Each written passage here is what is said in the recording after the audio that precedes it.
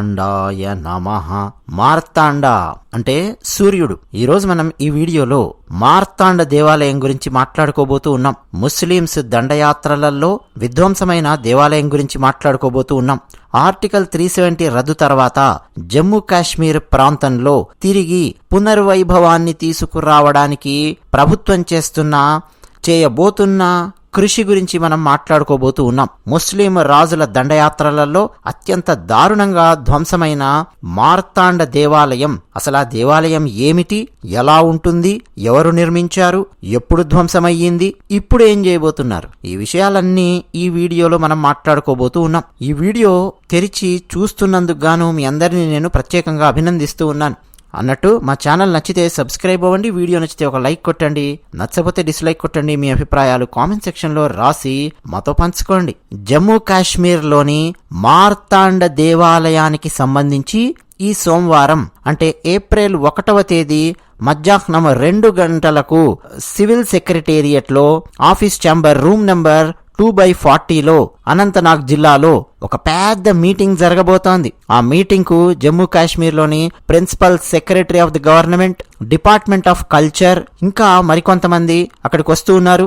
మార్తాండ దేవాలయాన్ని రక్షించడం గురించి, దాని కన్జర్వేషన్ గురించి, తిరిగి మార్తాండ దేవాలయాన్ని నిర్మించడం గురించి, అలాగే కాశ్మీర్లోని ఇతర పురాతనమైన దేవాలయాల పునర్నిర్మాణానికి సంబంధించిన చర్చ అక్కడ జరగబోతోంది. దానికి సంబంధించిన నోటిఫికేషన్ వచ్చిందండి. అసలు మార్తాండ దేవాలయం ఎక్కడుంది అంటే ప్రస్తుతం కాశ్మీర్ లోయలో అనంతనాగ్ పట్టణానికి 9 కిలోమీటర్ల దూరంలో ఉంది. మార్తాండ దేవాలయం అనగానే సూర్య భగవానునికి అంకితం ఇవ్వబడిన దేవాలయం అని చెప్పి అర్థం చేసుకోవాలి. 8వ శతాబ్దంలో కాశ్మీర్ రాజు లలితాదిత్య ముక్తాపీడుడు నిర్మించాడు. ఈ లలితాదిత్యునికి సంబంధించి చాలా పెద్ద చరిత్ర, లోతైనటువంటి చరిత్ర ఉంది. కానీ మనం ఏనాడు చరిత్ర పుస్తకాలలో చదువుకొని ఉండలేదు. ఎందుకంటే ఈయన అక్బరు కాదు, బాబరు కాదు, భారతదేశంలో హిందువులను పీడించి పీక్కుదిన్న ఔరంగజేబు కాదు. కాబట్టి మన చరిత్ర పుస్తకాలలో ఈయన గురించి లేదు, లలితాదిత్యుని గురించి. పోనీ ఆ తర్వాత స్వాతంత్రం తర్వాత ఏమన్నా గాంధీ నెహ్రూ కుటుంబంలో గనక పుట్టి ఉంటే, ఏ రాజీవ్ గాంధీ కొడుకో, ఏ ఇందిరాగాంధీ బంధువో, ఏ సోనియా గాంధీ బంధువో అయ్యుంటే మనం చరిత్ర పుస్తకాలలో చాలా గొప్పగా చదువుకుని ఉండేవాళ్ళం. లలితాదిత్యుడు చాలా చాలా గొప్ప రాజు అండి. కాశ్మీరీ వాస్తు కళ అనగానే, కాశ్మీరీ దేవాలయాలు అనగానే లలితాదిత్యుని పేరు మనం గుర్తు తెచ్చుకోవాలి. కాశ్మీరీ వాస్తు కళకు మత్సు తునక మార్తాండ దేవాలయం ప్రస్తుతం శిథిలావస్థలో ఉంది. ఒకప్పుడు అద్భుతమైన శిల్ప కళా చాతుర్యానికి, అపూర్వమైన అలంకారాలకు ప్రసిద్ధి పొందినటువంటి దేవాలయం మార్తాండ దేవాలయం. మనం ప్రస్తుతం చెప్పుకునే కోణార్క్ సూర్య దేవాలయం, గుజరాత్లోని మోథేరా సూర్య దేవాలయాలను మించి ఉంటుంది ఈ మార్తాండ దేవాలయం. శ్రీనగర్ నుంచి ఈ ఆలయం 65 కిలోమీటర్ల దూరంలో ఉంది. షామీర్ వంశానికి చెందిన కాశ్మీర్ ముస్లిం పాలకుడు సికందర్ షామీర్ అనే దుర్మార్గుడు రాజు, ముస్లింల రాజు, వాడు దగ్గరుండి మరి 13వ శతాబ్దంలో, కొన్ని గ్రంథాలలో 15వ శతాబ్దం అని కూడా ఉంది, ఈ ఆలయాన్ని పూర్తిగా విధ్వంసం చేయించాడు. ఎంత పెద్ద ఆలయం అంటే ఇది కొన్ని వందల మందిని తీసుకొచ్చి వాళ్ళ చేతులకు సుత్తులిచ్చి 1 సంవత్సరం పాటు బద్దలు కొడుతూ ఉంటేనే ఈ ఆలయాన్ని ఒక స్థాయి వరకు విధ్వంసం చేయగలిగారు. అంటే అంత పెద్ద దేవాలయం, అంత బ్రహ్మాండమైన దేవాలయము. ఇక వీడు ఈ సికిందర్ షామీర్ అనే ముస్లిం పాలకుడు కాశ్మీర్ ప్రాంతంలో ఎన్నెన్నో దేవాలయాలను, విగ్రహాలను ధ్వంసం చేశాడు. అందుకని చెప్పి వీడికి ఒక బిరుదు కూడా ఇచ్చారండి సాటి ముస్లిం రాజులు. ఏమన్నా తెలుసా? సికందర్ బుత్షికాన్ అని చెప్పి బిరుదు ఇచ్చారు. సికందర్ అనేది వీడి పేరు. బుత్షికాన్, బుత్ అంటే ఐడల్స్ అని చెప్పి అర్థం. షికాన్, షికారి అన్న పదం నుంచి వచ్చింది. షికాన్ అన్నది విధ్వంసకుడు అని చెప్పి అర్థం. విగ్రహాల విధ్వంసకుడు బుత్షికాన్ అంటే. సో సికందర్ బుత్షికాన్ వీడి ఆదేశాల మేరకు సంవత్సరం పాటు ఈ ఆలయాన్ని విధ్వంసం చేశారు. ఆ తర్వాత కూడా ఇంకా మిగిలి ఉన్నటువంటి ఆలయ విగ్రహాలను, ఆలయంలో స్తంభాలకున్న విగ్రహాలను ఆ తర్వాత వచ్చినటువంటి రోజుల్లో రకరకాల ముస్లిం పాలకులు విధ్వంసం చేస్తూ రాగా ఇంకా ఇప్పటికీ శిథిలావస్థలో ఈ ఆలయం మిగిలి ఉంది. అన్నట్టు ఈ ఆలయాన్ని 8వ శతాబ్దంలో లలితాదిత్యుడు నిర్మించాడు. లలితాదిత్యుడు అనే రాజు గురించి మనం ఎంత మాట్లాడుకున్నా తక్కువే అండి. మహావీరుడు. మొట్టమొదటగా మనం గుర్తు రావాల్సింది, భారతదేశంలో యశోవర్మన్ అని చాలా చాలా గొప్ప చక్రవర్తి ఉన్నాడు 8వ శతాబ్దంలో. తిరుగులేని వీరుడు యశోవర్మన్. అటువంటి యశోవర్మన్ను ఢీ అంటే ఢీ అని చెప్పి ఢీ కొట్టినటువంటి చక్రవర్తి లలితాదిత్యుడు. లలితాదిత్యుని పరాక్రమానికి తట్టుకోలేక ఇక యశోవర్మన్ లాంటి రాజు శాంతి ఒప్పందం చేసుకోవాల్సిన పరిస్థితి వచ్చింది. 2 సింహాలు ఢీ కొడితే ఎలా ఉంటుందో అలా ఉంటుంది యశోవర్మన్ లలితాదిత్యుడు ఇద్దరు ఢీ కొట్టినటువంటి యుద్ధం అన్నమాట. అటువంటి లలితాదిత్యుడు ప్రస్తుతం మన మ్యాప్లో రకరకాలుగా భారతదేశం ముక్కలు అయిపోయి కనిపిస్తోంది కదా, వేరే వేరే దేశాలుగా. పాకిస్తాన్ ప్రాంతము, ఆఫ్ఘనిస్తాన్ ప్రాంతము దాటి అటు మధ్య ఆసియా వరకు విస్తరించి ఉంటుంది లలితాదిత్యుని యొక్క సామ్రాజ్యం. ఇటువైపు మన మ్యాప్లో కుడివైపు చూస్తే ప్రస్తుతం లదాఖ్ ప్రాంతము, ఆ పైన ఉన్నటువంటి చైనా ప్రాంతం ఉంది కదా, అందులో కొంత భాగం వరకు లలితాదిత్యుని యొక్క సామ్రాజ్యం విస్తరించి ఉంటుంది. లలితాదిత్యుని గురించి మనం లోతుగా అధ్యయనం చేయాలంటే 12వ శతాబ్దపు చరిత్రకారుడు కల్హణుడు ఆయన రచించినటువంటి గ్రంథాలు అధ్యయనం చేస్తే తెలిసిపోతుంది. లలితాదిత్యుణ్ణి ప్రపంచ విజేతగా అభివర్ణించాడు కల్హణుడు. భారతదేశము అలాగే మధ్య ఆసియా అంతటా విస్తృతమైన విజయాలు, అఖండమైన విజయాలు, అద్భుతమైన పరాక్రమంతో సాధించాడు. లలితాదిత్యుని పాలన 36 సంవత్సరాల 7 నెలల 11 రోజుల పాటు కొనసాగింది అని కల్హణుడు చరిత్రకారుడు రచించాడు. ఇక లలితాదిత్యుడు తాను పౌరాణికంలో అంటే మన పురాణాలలో ఉండే నాగరాజు కర్కోటకుడు, ఆ కర్కోటకుని వంశానికి చెందినటువంటి వానిగా లలితాదిత్యుడు శాసనాలు వేయించాడు. సో కర్కోటక వంశానికి చెందినటువంటి రాజు లలితాదిత్యుడు అనేది మనకు అర్థమవుతుంది.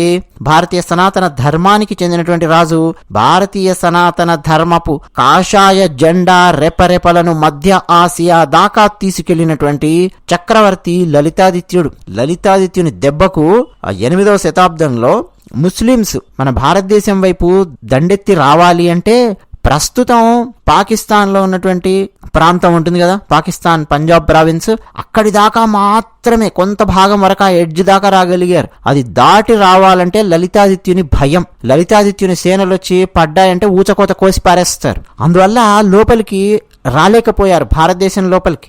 ఇక లలితాదిత్యుడండి తన సామ్రాజ్యంలోని ప్రతి పట్టణం, ప్రతి గ్రామం, ప్రతి నదీ పరివాహక ప్రాంతంలో విలసిల్లినటువంటి ఏ గ్రామమైనా సరే ఉంటే, అలాగే సముద్ర తీర ప్రాంతాలలో కూడా ప్రతి చోట ఒక దేవాలయాన్ని నిర్మించుకుంటూ వెళ్ళాడు అని కల్హణుడు చరిత్రకారుడు రచించాడు. అలాగే లలితాదిత్యుని భార్యలు, లలితాదిత్యుని మంత్రులు, లలితాదిత్యుని పరిచారకులు ఈ దేవాలయాలలో వందలాది శిల్పాలను, వందలాది చిత్రాలను అక్కడ ప్రతిష్ఠించడము, ఇవన్నీ నిరంతరం వాళ్ళు భారతీయ సనాతన ధర్మానికి సేవ చేస్తూ ఉండేవారు. లలితాదిత్యుడు తాను నిర్మించిన దేవాలయాలలో బంగారంతోనూ వెండితోనూ చేసిన అనేక మన పురాణాలలో ఉండే దేవీ దేవత మూర్తుల విగ్రహాలను తయారు చేయించి అక్కడ ఉంచాడు. ఇక ఎన్నింటినీ ఆ తర్వాతి రోజుల్లో చాలా మంది విదేశీ దండయాత్రలలో ఎత్తుకుపోయారో ఇక మీరు ఊహించుకోవచ్చు. అటువంటి లలితాదిత్యుడు నిర్మించిన బ్రహ్మాండమైన దేవాలయము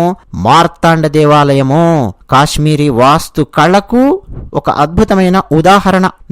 ఈ నిర్మాణము గాంధార, గుప్తుల, చైనీయుల, రోమన్, సిరియన్, బైజాంటియన్, గ్రీకుల వాస్తు నిర్మాణ శైలులు అన్నీ మేళవించినటువంటి దేవాలయంగా కనిపించేది. ఈ ఆలయం యొక్క ప్రచండమైన భారీ నిర్మాణానికి, హుందాతనానికి ఆలయ శిల్ప సంపద స్పష్టంగా సుస్పష్టంగా వన్నె తెచ్చిపెట్టింది.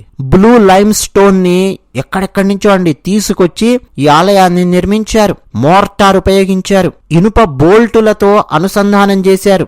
ఆలయ నిర్మాణం యొక్క చుట్టుకొలత చాలా భారీగా ఉంటుంది. 84 వరుస స్తంభాలతో కూడిన విశాలమైన ఆలయ ప్రాంగణం మనకు దర్శనమిస్తుంది. ప్రవేశ ద్వారము చతురస్రాకారంలో ఉండి విస్తృతమైన అలంకరణలతో ఉంటుంది. ఇక ఆలయ ప్రాంగణము 220 అడుగుల పొడవు, 142 అడుగుల వెడల్పుతో సువిశాలంగా ఉంటుంది. ఇక గర్భాలయము 18 అడుగుల పొడవు 13 అడుగుల వెడల్పును కలిగి ఉంటుంది. సూర్య భగవానుని విగ్రహము ఈ గర్భాలయంలో ప్రతిష్ఠించబడి ఉండేది. ఈ ఆలయానికి 3 వైపులా ద్వారాలున్నాయి. అలాగే స్తంభ పంక్తి అని చెప్పి చాలా అద్భుతమైన స్తంభాలను ఆలయంలో నలుమూలలా నిర్మించారు. ఇక ఆలయం యొక్క ఔటర్ పెరిఫెరీ అంటాం, బాహ్య సరిహద్దు 270 అడుగుల పొడవు 180 అడుగుల వెడల్పుతో చాలా అద్భుతంగా 3 ద్వారాలను కలిగి ఉంటుంది. అన్నట్టు కోణార్కులోని సూర్య దేవాలయంలో గర్భాలయం తూర్పు దిశ వైపు ఉండడం వల్ల సూర్యుని యొక్క ఉదయ కిరణాలు గర్భాలయంలో పడతాయి కదా. ఈ కాశ్మీర్లో నిర్మించిన మార్తాండ సూర్య దేవాలయం యొక్క గర్భాలయము పశ్చిమం దిశ వైపు ఉంటుంది. దానివల్ల సూర్య అస్తమయ కిరణాలు గర్భాలయంలో పడతాయి. అంటే కోణార్క్ దేవాలయము సూర్యుణ్ణి ఉదయాన్ని చూస్తుంటే, మార్తాండ దేవాలయము సూర్యాస్తమయానికి స్వాగతం పలుకుతున్నట్టుగా ఉంటుంది. ఉదయాన్ని మనం ఎలా చూస్తామో సాయంత్రాన్ని కూడా మనం అలాగే చూస్తాం కదండి. ప్రదోష వేళ అని చెప్పి శివారాధనలు చేస్తారు. అస్తమయ వేళలో సంధ్యా దీపాలు వెలిగిస్తారు. కాబట్టి మనకు సూర్యోదయము సూర్యాస్తమయం రెండింటినీ ఆహ్వానించే విధంగా 2 బ్రహ్మాండమైన దేవాలయాలు భారతదేశంలో ఉంటే మార్తాండ దేవాలయాన్నేమో విధ్వంసం చేసి పెట్టారు. అయితే ఇప్పటికీ ఆలయం యొక్క శిథిలాలు మనకు కనిపిస్తాయి. చెక్కివేయబడినటువంటి అంటే వికృతం చేయబడినటువంటి విగ్రహాలు, చెక్కివేయబడిన ముక్కలు చేయబడిన శిల్పాలు గతకాలపు స్మృతి చిహ్నాలుగా మిగిలిపోయి మనకు కనిపిస్తాయి. ఇక మార్తాండ దేవాలయాన్ని ప్రస్తుతం తిరిగి పునర్నిర్మించే దిశగా ఆలోచించబోతోంది ప్రభుత్వము. అన్నట్టు అయోధ్య రామ్ మందిర్ ప్రాణ ప్రతిష్టాపన కార్యక్రమం జరిగిన సందర్భంలో కొన్ని కలశాలను భారతదేశంలోని ఎన్నుకోబడ్డ కొన్ని రామాలయాలకు పంపించడం జరిగింది. అందులో ఒక కలశాన్ని ఇదిగో అనంతనాగులో ఉండే మార్తాండ దేవాలయపు ప్రాంగణంలో నిర్మించిన రామాలయం కోసం ప్రత్యేకంగా ఒక కలశాన్ని పంపించారు. ఆ కలశాన్ని అక్కడుండే కాశ్మీర్లో ఉండే స్థానికులు, ఉత్తరప్రదేశ్ అలాగే తమిళనాడుకు చెందినటువంటి భక్తులు తీసుకొచ్చి అక్కడ ఇచ్చారు. చాలా అద్భుతంగా ఒక వేడుకలాగా చేశారు. అంటే భవిష్యత్తులో మార్తాండ దేవాలయాన్ని తిరిగి పునర్నిర్మించబోతూ ఉన్నారు అన్న విషయం అర్థమవుతోంది. పోయిన నెల జమ్మూ కాశ్మీర్ లెఫ్టినెంట్ గవర్నర్ మనోజ్ సిన్హా గారు మార్తాండ సూర్య దేవాలయాన్ని దర్శించుకొని అక్కడ ఆయన పూజలు నిర్వహించారు. అంతేకాదండి, శ్రీ మార్తాండ్ తీర్థ ట్రస్ట్ అని చెప్పి ఉందండి. ఆ ఆలయానికి సంబంధించి వారు నిర్వహించిన ఒక మహాయజ్ఞం జరిగింది పోయిన నెల. ఆ యజ్ఞంలో జమ్మూ కాశ్మీర్ లెఫ్టినెంట్ గవర్నర్ మనోజ్ సిన్హా గారు పాల్గొన్నారు. శాంతి, అభివృద్ధి, సంక్షేమము ఈ మూడింటిని లక్ష్యాలుగా చేసుకొని చేసినటువంటి మహాయజ్ఞం అన్నమాట. ఆ యజ్ఞంలో పాల్గొన్నారు. క్రమక్రమంగా అండి ఆర్టికల్ 370 రద్దు తర్వాత ఒక్కొక్క దేవాలయాన్ని పునర్నిర్మించే దిశగా ఆలోచిస్తూ ఉన్నారు. నిజానికి ఆర్టికల్ 370 ఉన్నటువంటి టైములో ఈ మార్తాండ దేవాలయం ప్రాంగణంలోకి, ఆ ప్రాంతం లోపలికి వెళ్లాలంటేనే భయం, తుపాకుల నీడ, ఎక్కడి నుంచి ఏ తీవ్రవాది వస్తాడో తెలియదు, ఎక్కడి నుంచి ఎవడొచ్చి ఏ బాంబు విసురుతాడో తెలియదు, భయంకరంగా ఉండేది పరిస్థితి. ఇక దేవాలయాలు నిర్మించడం అన్నదే కలలో విషయం. ఆర్టికల్ 370 ఉన్నప్పుడు ఉన్న దేవాలయాలను కాపాడుకుంటే చాలయ్యా బాబు అన్నటువంటి పరిస్థితి. ఎన్నెన్నో దేవాలయాలను గత 30-40 ఏళ్లుగా కూడా ధ్వంసం చేసి శిథిలాలుగా మార్చినటువంటి పరిస్థితి జమ్మూ కాశ్మీర్ ప్రాంతంలో. తిరిగి ఇప్పుడు ఆ ఆలయాలను పునర్నిర్మించడము, ఉన్నటువంటి ఆలయాలకు పునర్వైభవాన్ని తీసుకురావడము ఆ దిశగా సాగుతోంది నరేంద్ర మోదీ గారి ప్రభుత్వం. అందులో భాగంగానే ఈ బృహత్ నిర్మాణం, బ్రహ్మాండమైన మార్తాండ దేవాలయం యొక్క నిర్మాణం కూడా భవిష్యత్తులో జరిగే అవకాశాలు పుష్కలంగా ఉన్నాయని మనకు అర్థమవుతోంది. సోమవారం మధ్యాహ్నం మీటింగ్ జరగబోతోందని చెప్పాను కదా, ఆ తర్వాత ఏం జరుగుతుందనేది మరికొన్ని విషయాలు మనకు తెలుస్తాయి. అది విషయం. ధన్యవాదాలు.